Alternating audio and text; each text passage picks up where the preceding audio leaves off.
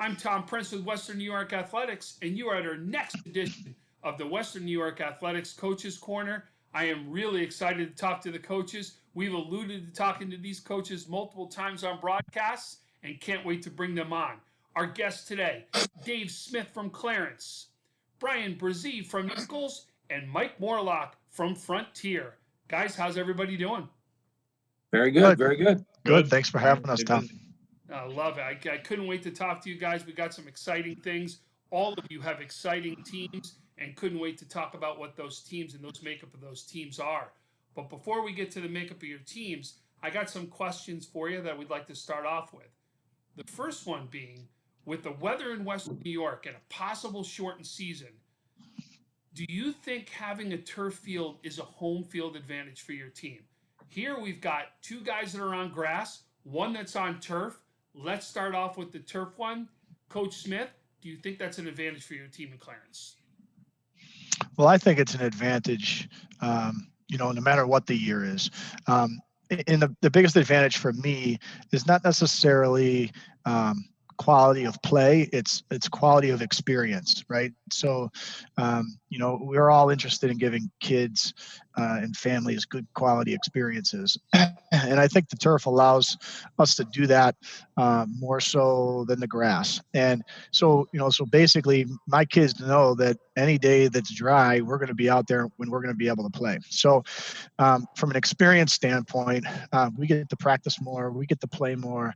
It's not as much of a fire drill as anything else, right? So this would have been our fourth year. Hopefully it will be our fourth year on the turf. And while I do think it gives us a slight advantage early on, by the time the playoffs roll around, everybody's on an even playing field as far as games and the amount of repetitions and stuff they give in. I just think from a quality of life and a quality of experience for the kids and the families, it's a huge advantage for us each and every year. I saw two things with your team last year that I thought were big. One was you did have some away games that got turned into home games because of the turf was first one.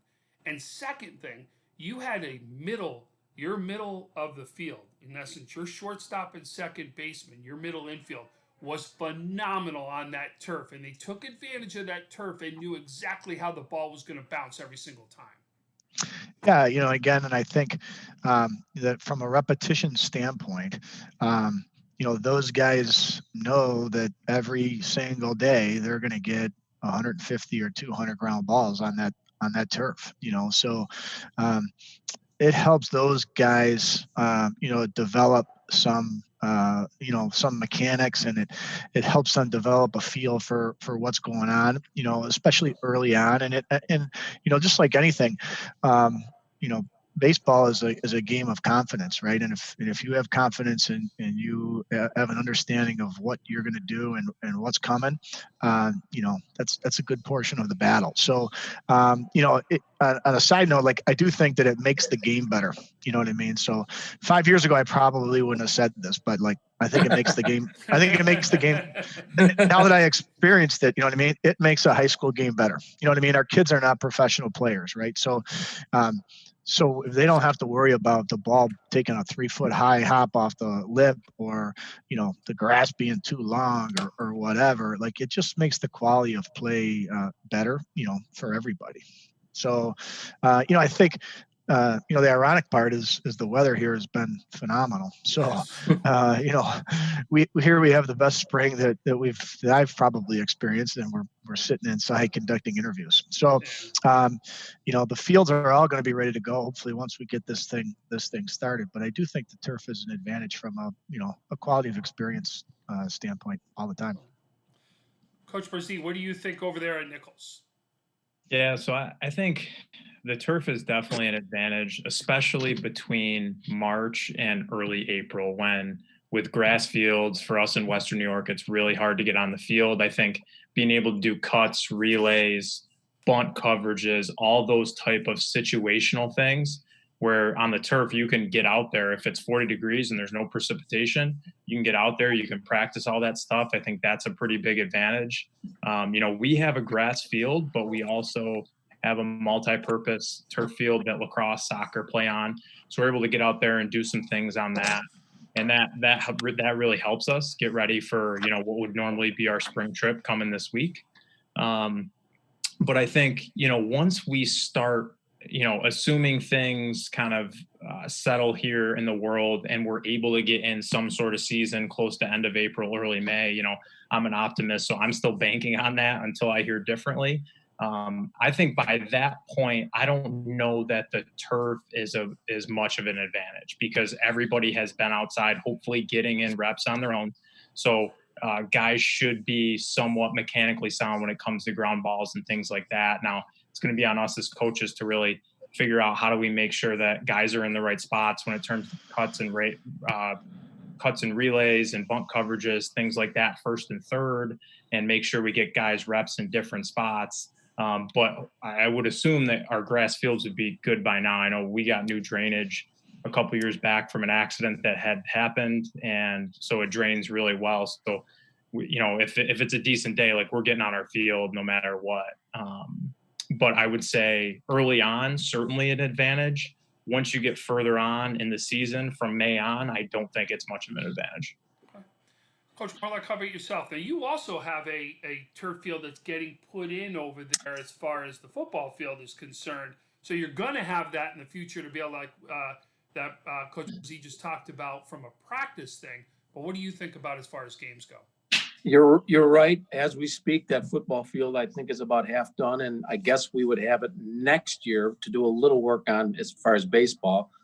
But I think the turf, it's definitely an advantage. And by the way, I think Clarence's turf is probably, I haven't been on all of them in the area, but Clarence is probably the nicest setup I've been on. I love his setup, whoever designed it.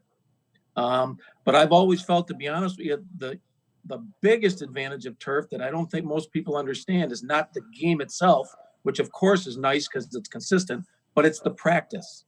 The practice time is fantastic. I think maybe it was Dave's first year when they got their turf and we were playing them. I believe we played them first. It was our first league game.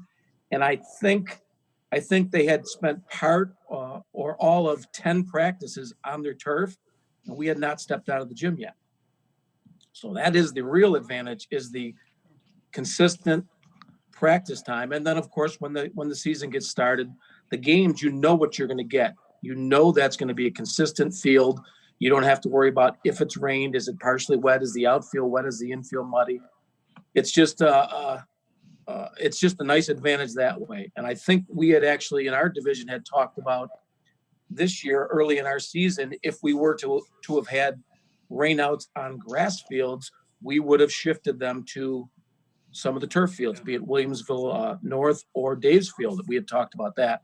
So that's a nice advantage there to also for the whole division to have some turf fields in. Yeah, Mike, let me just add to, I think that's a great point with the preparation. That's so key. I mean, being able to get out there consistently just is a big advantage. And one thing with Monsignor Martin, we were going to do an opening weekend, all played at St. Joe's, so we could all make sure on 2 days that everybody played 2 league games. And that was going to be really important. So we were really looking forward to that. Yep. That's kind of what we had in mind. We looked and we went to similar to what the Catholics, I think, have been doing, for 3 or 4 years. Last year, we went to a series standpoint where we played every Monday and Tuesday, we played somebody different. And last year it worked out because there was like an extra week somehow. This year, we didn't necessarily have that week unless we pushed it into, March 20, I think it was like March 30th and April 1st, I think was the first Monday and Tuesday, but you look around and you're like, oh, how are we going to possibly schedule games on March 29th and 30th? Because the longer you extend the season, the better the season is for everybody. If you're jamming in 20 games in 4 weeks, that's just not that great. So, so we had plans that, hey, if that Monday and Tuesday, the fields are not going to be good for everybody else, we're going to push those games to Saturday and Sunday, over at Clarence and Williamsville North possibly, so that we could do the same thing that you were talking about, Brian. And now you're sitting at everybody having a better experience. So, more teams are going to go to it. More teams are going to get at it. In Western New York, baseball overall, again, is just going to be able to provide a better experience for everybody. Once we figure out how to use this to really better suit everybody. Yeah, no doubt. And we've got some great fields. Clarence, absolutely one of the top ones in the area. Ed Depew in there. Ed Lockport now into there. Niagara Falls in there. We've got some great facilities. St. Joe's is another great field, too. And West. There's no doubt we've got some great fields, and we're hearing about more that are going to be coming up here. Even North Collins is another great facility that most people. Yeah, they've had it for a long time. Yeah, diamond in the rough out there that people don't realize. Okay, next question. If you get the go-ahead and have a season, you will get approximately 6 practices and go. What do you think will be the toughest thing to get your team prepared to do in order to play games? Coach Brazee, let's start off with yourself. Yeah, I mean, I've really got 2 thoughts. I mean, one, just live competition for hitters and pitchers. That's hard to simulate given everything that's going on in the world with the social distancing and everything that's happening. That's going to be really hard to simulate. So I think getting guys some reps there doesn't need to be a ton, but for hitters standing in bullpens, timing that up a little bit, using batting practice machine, pitching machine there. And then for my guys specifically, I think it's the small things. I think it's bunt coverages, cuts and relays. Like, we're a smaller school. We have a lot of guys who pitch and play other positions. So making sure that guys are comfortable in different spots and moving guys around and gaining comfort. Pitchers communicating with middle infielders, catchers communicating with their infielders, all that type of stuff. You really need practice time in games to make that really come alive and be comfortable with your teammates. So I think for me, those are kind of a couple of things that, we're going to spend as much time on as we can when we have hopefully that week of preparation and then get right into it. But, we're going to learn a lot about our guys in those first couple of games, just, given the limited preparation. Hopefully guys are doing work on their own, and, we'll learn and adjust and go from there and see what we got. Okay. Coach Morlock, how about yourself? Yeah, I think the thing is 2 things also. I think the live is just, you can't go without live. We had that first week of practice. We didn't touch a pitcher. We had all our pitchers obviously thrown on the side. We were about to get into live, and we didn't get any live at bats. So you can't replicate live at bats. You can't replicate the live for the pitchers against the hitters. The other thing I think is we can all play a rough game of baseball, but all the little things are the stuff that gets added in practice. So all the little things will not show up in most games, I don't think, until later in the season. I think usually you kind of use your first half of the season to get all the rough edges off and find out who you got and where they belong. And then you want to ride that second half out to get ready for the playoffs. Well, that kind of gets smushed into one if we get this in. And I do hope we get it in. I don't care what we have to do to play baseball. I'll play all my games in 3 weeks if I have to. There you go. I love that attitude, Coach. Me and Dave and other guys in our division have always said that we'll play any day, anywhere. We'll go anywhere. We'll do anything. We just want to play baseball. And play 7 days a week, open Sundays. 7 days a week is just fine by me. I could do that. I've got 10 kids who can throw in a varsity game. We'll spread them out, and I'll play every day for the next 3 weeks. Road would be no problem for me. There we go. Coach Smith, how about yourself? Yeah, I think one of the things that Mike talked about is the the idea of the first part of the season you're kind of working out your kinks, and then you're kind of working gradually towards what's going on. Oftentimes how I run things is I don't even talk about situations in practice, right? Because sometimes I feel like you could talk about a situation in practice all you want, but nobody really gets it till it happens in a game, right? So I find myself constantly teaching throughout the course of 5 weeks of game play, and a situation might not come up until 3 weeks into the season. When it happens on the field, it's so much better to communicate with the kids and talk to them about. So if you're playing let's say you get 15 or 20 games and it happens in 3.5 weeks, the situation might not even come up, and you're certainly not working on it in practice, because if we do start playing, there won't be any practice. They'll just be games. So, you're going to be talking about situations where, you're going to be talking about it between innings. And if it doesn't come up until game 15, in a regular season, you might still have 2.5 weeks after game 15, and now you're set and you're prepared to go into the playoffs because you're comfortable about the situations you've talked about. Now, the whole season's going to be 2.5 or 3.5 weeks long. So I think that's going to be difficult. And I think something that hasn't been mentioned, that I think is going to be really difficult is getting kids mentally engaged and ready to play. Now, when I say that, it's not like they're not ready to play. Like, these kids are chomping at the bit, just like all of us, to play, right? But they're going to be at home for 6 weeks and they've never gone through anything like this. Nobody has, you know what I mean? And maybe their parents lost the job, or maybe, they're at home in a situation where they don't like being home with their parents and they got to sit home with them for 7 weeks, and everybody's going to be a little bit off kilter. And I think it's going to be difficult to get the kids back and focused. They're going to be happy as heck to be playing, but to legitimately be really focused on what we want them to get focused on, I think that's going to be tough. I went to Wegmans yesterday and I hadn't been out in a week, and I went and everybody's got masks on, even in Wegmans, and they're wiping stuff down. And I'm like, whoa. This is, so I think everybody's a little bit off kilter, and I think that's going to be a thing to pay attention to when we get back playing. Yeah, no doubt. Okay, so let's get into the fun stuff. Now we get to talk about our teams and recognize these kids that we're all talking about, recognize some of these great players in Western New York. Coach Morlock, we're going to start with yourself and Frontier. You are the defending sectional champions right now. There is no doubt those kids want to go out and defend that crown. We have been talking about you on multiple broadcasts here. We know you've got a kid now hitting 90 miles an hour out there with his fastball, that we're going to talk about him. We're going to talk about those bats because you've got some big bats coming back in that lineup also. But let's talk about the makeup of Frontier and how they're going to go out and try to defend that sectional championship.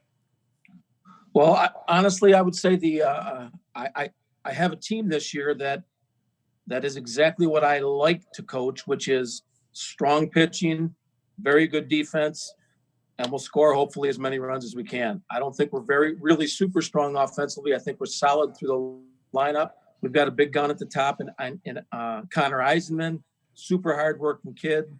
He's worked his way up to this 90-mile-an-hour supposed thing. But honestly, I don't care if he's throwing 82 or 95. We just want him to get outs, just like we want all the rest of our pitchers to get outs. But yeah, he's good to have at the top. You got a Monday or a Tuesday guy. Like Dave said, our schedules are Monday, Tuesday. You got a Monday guy or a Tuesday guy, whichever you're using them. And you're going to use them every Monday or Tuesday because the teams we play are Clarence and Will North and Orchard Park and Lancaster. So it's good to have that. I think we got a great catcher. We got a great catcher to go along with our pitchers, and Gavin Burrell, who was our starter last year as a freshman, super kid. Got a really good future in front of him.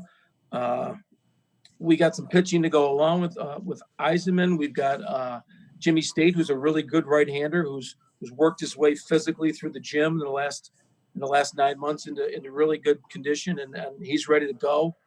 Like I said, I think we've got a total, I would say, literally 8 or 9 guys who I could put into a varsity baseball game and know that I can get some outs or get some innings out of it. I think our defense is really strong. That's what I really kind of like about baseball. I prefer pitching and defense, old school type stuff. I think we can really field it with the infield we have. I think I've got 2 guys who can really pick it in there with Nagel and Dugash. The other positions are working their way out, mostly seniors though, because I had 10 returning seniors. That's what we were going to ride out. That's what we were going to take into Clarence, and that's what we were going to try and get it done with, was that pitching and defense and timely hitting, hopefully. Well, listen, no doubt pitching was huge for you last year with Eisenman coming on in the second half of the season and really separating himself as a top pitcher in Western New York. You also lost our player of the year from the Yeah. Boys Barrows Cup in Norson. That's a big bat to fill in that lineup that you're going to be looking to fulfill too. He was also our leader, to be honest with you. Everybody followed what he said. Everybody followed what he did. He was one of our hardest working kids, so that made the rest of the team want to work hard. But it's high school. It's time to move on. You got to step up. The next guys are a year older. They got all their summer ball under them. They got their winter workouts in. It's time for them to step up. So I'm not worried about that, to be honest with you. We've got some good leadership there. But Brian was an amazing athlete that I had for 4 years, and it's amazing how much of a better coach I was when he was there. It was just amazing. I got so much smarter when he was there. And I get that totally. But you got some big bats too. There's no doubt that Nagel, Dugas, Eisenman also can hit the ball too, and that is going to be a dynamite team that we can't wait to see take the field. Yeah, we're gonna try and compete with single double. We're not looking for any bombs. We're looking for single double. We're looking for runners. We want to move them around. We want to hit and run. We want to do all that stuff. So now we're going to go over to Clarence. Coach Smith, you always have a team that will compete for the ECIC1 title as well as a AA title. You are either in the semifinals or finals every single year. You had a lot of big seniors that you lost last year that you're looking to go ahead and fulfill those spots. Let's talk about the makeup of Clarence and how they're going to go after their crown. Yeah, we were super excited to have good weather to start with this year. So because of the turf, we were able to get out on the field the first 2 or 3 days for practice to really get a handle on this particular group. Because as you said, we did a lot of stuff with a lot of seniors last year. And quite frankly, we got to figure out who's going to take some certain places, so on top of the middle infield that you talked about with Isaiah Corey and Matt Brown, we got a Division I third baseman that we lost, one of the better players in Western New York, Jack Putney.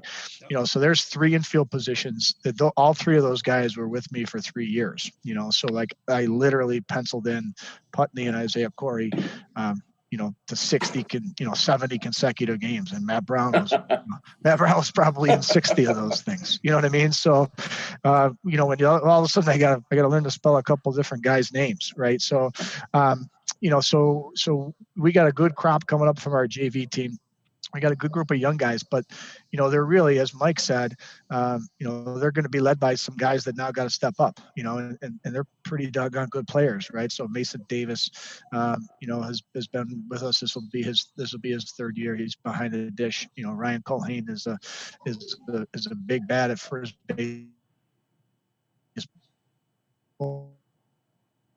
Those guys super bat for us. He's going to play at Ithaca, so those 3 guys, have dabbled in and out of lineup when they were in 10th grade as well. They were huge factors for us last year. So as Mike says, now it's time for those guys to step up, and if you have those 3 guys, that you can kind of count on and build around, and then we're fortunate enough to have, a good amount of depth. We're a big school and we generally will have kids that can fill in.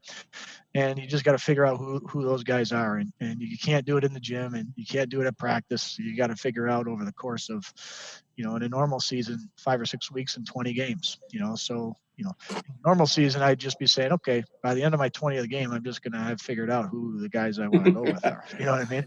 Now, it might be a little bit different, but, hopefully those 3 guys are going to lead the way for us and we'll find guys to fill in for us. Coach Brazee, you're a young team right now, up and coming. You're going to be strong for the next couple of years. We know that you're bringing in some big classes right now of youth. Let's talk about that youth right now and the team that you're going to be competing with for a Monsignor Martin title. Yeah, so I really like the makeup of our team. We're really starting to come together. The biggest thing we focused on this offseason and so far with practice is just the idea of selflessness. We want to be great teammates. We don't need superstars. We need guys who are going to make routine plays and make their teammates better. So that's really been, I would say, a rock of really what we're focused on. And obviously it helps when you bring in some high caliber kids who are talented. So just highlight a couple of them. Senior, he's been with me for 4 years, 3-year starter. Billy Locke unfortunately had an injury in the offseason towards ACL, so he likely will not be able to suit up for us this year. But his leadership has been tremendous for our young guys, just continuing to push them and understanding that, his impact on guys doesn't have to just be playing. It's being in the locker room, controlling the dugout, all that type of stuff. And he's been tremendous with our younger guys. A couple other seniors, Cam Bauer, Cam Ricotta, both tremendous hockey players.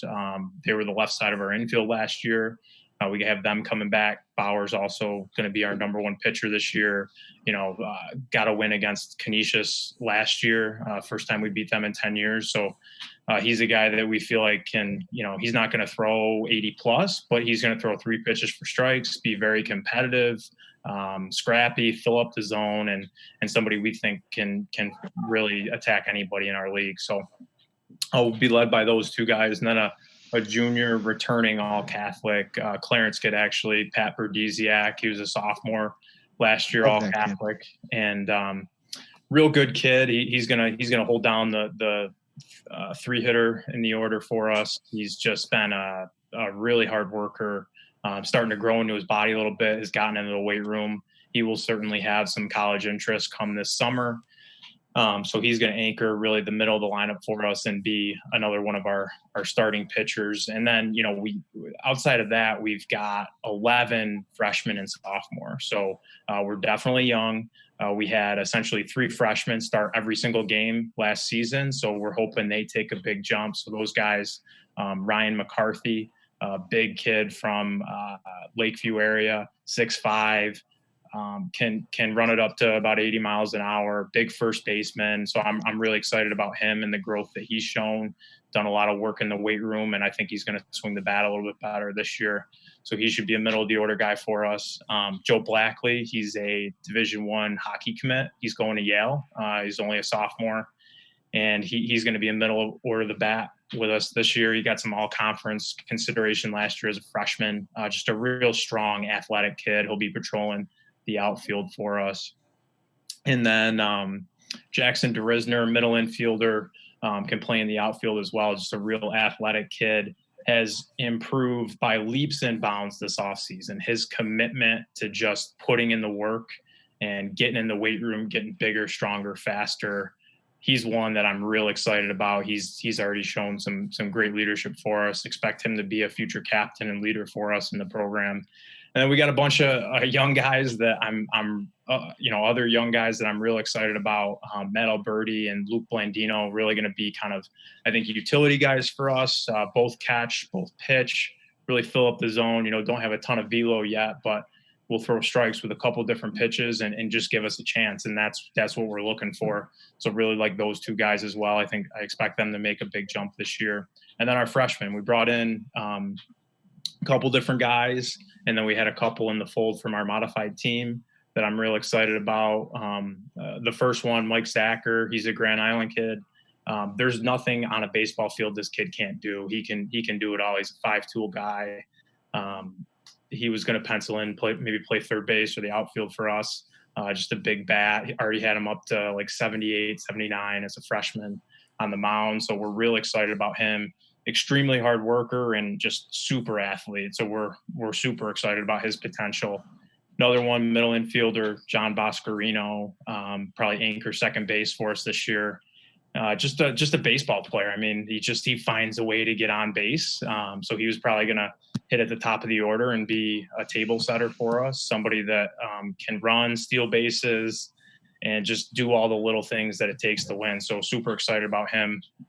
And then the other couple of freshmen, Jack Radomski, small kid, super athletic though, loose whippy arm. I really like him. I think he's gonna be a really good one for us.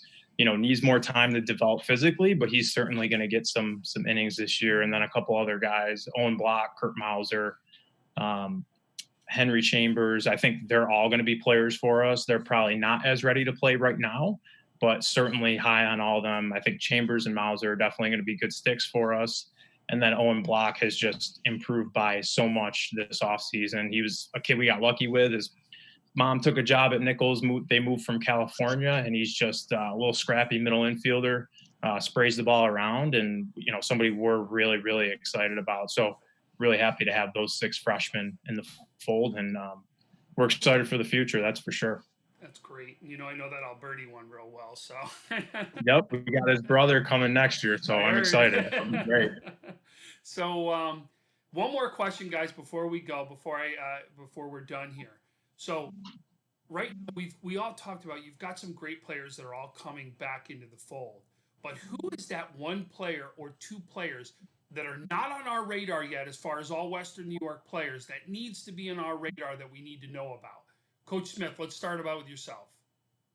Yeah, I got a left-handed junior pitcher, by the name of Eli Biddlecom. And, so it's always a catch-22 with our young guys because we're such a big school and there's a lot of depth. It's difficult it's difficult to see time. I've only ever had one 9th grade kid ever play for me. And, each year it's only 1 or 2 10th graders. So, last year we were strong and we didn't need this guy. But when we went to New York City for 3 games over 3 days, he threw 3 or 4 shutout innings against the perennial state power in Mamaroneck. And we just got back into Buffalo, and I don't know, I just had enough guys. So Eli, kind of got the shaft a little bit, ends up on JV, but it's obviously always an advantage to be from the left side, but he can bring it a little bit. He's a gamer, and, we're going to have to get some good quality innings off of him. And I think he's more than capable. And I think he has desires on playing some college baseball. And I think when it all comes down to it, he's going to be able to do it. And if he were at a school that didn't have, the depth that we're fortunate to have, then people would know about him a little bit more, by now. But, I think he's going to have a good season for us, hopefully. And if not, he's going to have a good summer season, and we'll be hearing from him next year. Great. Coach Brazee, what about yourself? Yeah, I'll go with a couple of my young guys. I mean, I think John Boscarino and Mike Zacher are certainly 2 guys that, they're going to start as freshmen for us. And I think they're going to be really, really good players down the road. I mean, they're certainly going to be overmatched at times in the Monsignor Martin, but these are 2 very athletic kids. They love baseball. They've worked hard all off season in the weight room. And I think they're going to be 2 guys that, we're talking about a couple years down the road that, very, very good players and will have all Western New York consideration. So I'm really excited about those 2 guys. Both will have a big impact on our program. Okay. And Coach Morlock, how about yourself? Well, I'm going to cheat a little on you, Tom, and use it for a couple guys because I've got 2 twin brothers. I know that some people know about them, but they are the Dugash twins, identical twins. One's our starting left fielder, and the other one's a shortstop. And they are, honestly, they're incredible kids from a great family. They're just incredibly coachable kids, highly talented, very coachable, hard workers. Those are the 3 things we're always looking for. And they are just a pleasure to be around. And I think, although their numbers may not be gaudy, I have just come to appreciate the way they go about their business and play baseball and are coachable. And let me cheat one more and say my catcher, who I already mentioned, was a starting catcher as a freshman last year, Gavin Burrell, who also fits in that mode of great kid. I love to be around him. He's so coachable.